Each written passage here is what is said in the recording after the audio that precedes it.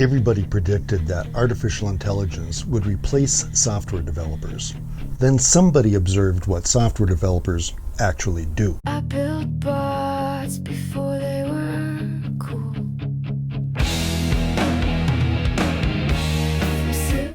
The assumption was pretty simple.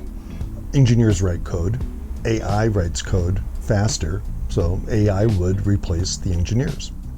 However, a study showed how software is really made. DX Engineering did a study of over 400 companies that use AI in software development. And what they found was pretty interesting. What they found is that engineers only spend about 14% of their time writing code.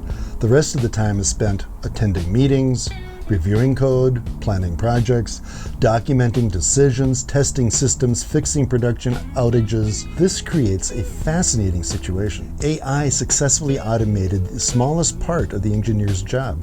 According to DX's data, most organizations are seeing throughput improvements of roughly 10 to 15%, with a median closer to 8. That is a meaningful gain, but it's nowhere near the point where you're going to replace the engineer with a chatbot. The bottleneck, turns out, was never typing. The bottleneck was being human. If you want to make some advances with AI, it needs to learn how to attend status meetings, negotiate feature priorities, resolve organizational politics, and to explain to Carl in marketing why just make it work is not a technical specification.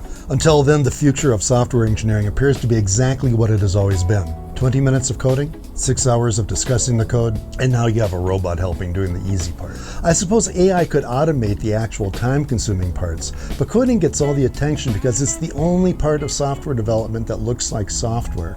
Let's face it, nobody raises $1 billion trying to automate a meeting.